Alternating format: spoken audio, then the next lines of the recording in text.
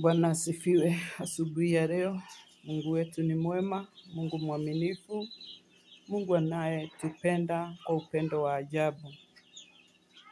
Nimeota usiku wa leo, nikaona nchi yetu ikiwa kwenye hatari.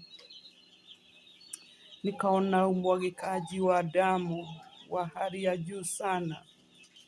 Wapendwa, na kusihi na wasihi katika jina la Yesu, tuombe kwa ajili ya nchi yetu. Kwenye sisi tulikuwa hakukuwa na shida, kulikuwa na amani.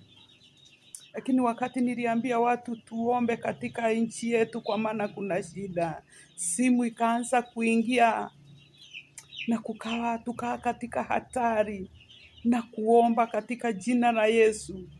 Mungu anabadilisha hali. Mungu ako na uwezo wa kubadilisha hali ya nchi yetu. Umwagikaji wa damu tumekataa katika jina la Yesu. Damu ya Yesu ilimwagika msalabani na hakuna dhambi ingine ambayo inaweza ikatuokoa.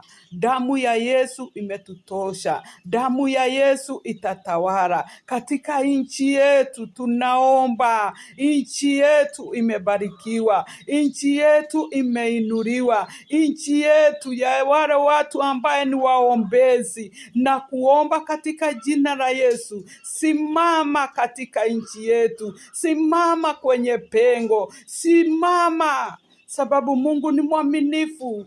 Wakati tunatubu dhambi na makosa yetu, yeye ni mwaminifu, ataponya nchi yetu, atainua nchi yetu, na ninaamini ya kwamba inatendeka, itatendeka, makuu itafanyika katika nchi yetu, sababu tutamwabudu Mungu aliye hai, tutamuinua Mungu ambaye anaweza.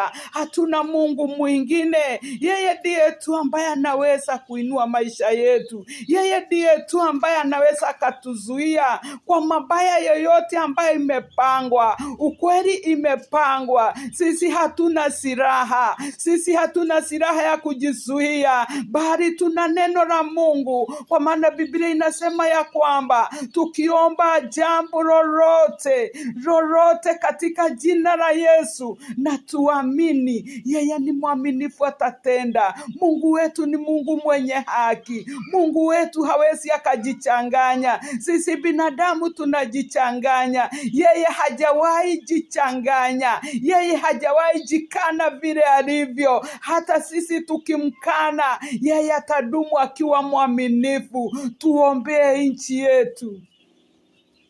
Tuombee nchi yetu. Tuombee nchi yetu. Na kusihi, tuombee nchi yetu. Tuombee nchi yetu, kwa maana kuna utawala wa giza, lakini imekoma na itakoma katika jina la Yesu. Wakati mpendwa, utachukua nafasi yako ya kuomba. Wakati mpendwa, utasema sasa tumekuona ukitenda. Yeye ni mwaminifu, anatuambia tuombe jambo lolote, anatuambia tubishe naye atafungua, tuombe naye atajibu maombi yetu. Wanaombisha wanafunguliwa, wanaoomba wanajibiwa maombi yao. Tutafute, tutapata. Naamini ya kwamba asubuhi ya leo tutatafuta na tutapata uponyaji wa nchi yetu, kwa maana nchi yetu iko mikononi mwetu ambaye tumeokoka, na tukisema jambo itatendeka, itafaulu, makuu yatatendeka, tutaona ishara na miujiza. Mungu atasimama pamoja nasi. Tuondoe maovu yote, tuondoe ukabila. Tusimame kwenye neno la Mungu, tusimame kwenye pengo, na tutaona Mungu wetu akitenda. Yeye ni mwaminifu, anasema tumuite naye atatuitikia, atatuonyesha mambo makuu hata yenye ambaye hatujui. Yeye ni Mungu mwaminifu. Na kuomba mpendwa, simama kwenye pengo ya nchi yetu. Simama tu. Wenye wanajua kuomba ni nini, wenye wanajua kuomba kwa ajili ya nchi yetu, na kuomba tusirare wapendwa, tuamuke. Ni wakati wa kuamuka, sio wakati wa kulala, sio wakati wa mambo yetu, ni wakati wa kusimama kwenye pengo, na hakuna mwenye atasimama kwenye pengo Mungu amuaibishe. Mpendwa, simama kwenye pengo lako. Sijui pengo lako ni gani, sijui ni pengo gani ambao uliwacha na ukasema hawezi ukaendelea.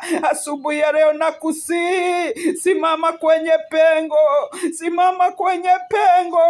Mungu wetu ni mwaminifu, Mungu wetu ni Mungu wa ahadi. Tukimuita yeye atajibu maombi yetu. Yeye ni mwaminifu, naamini ya kwamba atabadilisha hali ya nchi yetu, na yenye yote imepangwa haitafaulu. Hakuna silaha yeyote itakayofaulu katika nchi yetu, kwa maana tumebarikiwa. Tutamuomba Mungu aliye hai na yatajibu maombi yetu. Yeye anatawala milele, na kuomba tu katika jina la Yesu. Chukua nafasi ya kuomba, kutenga hiyo nafasi yako kwa ajili ya nchi yetu.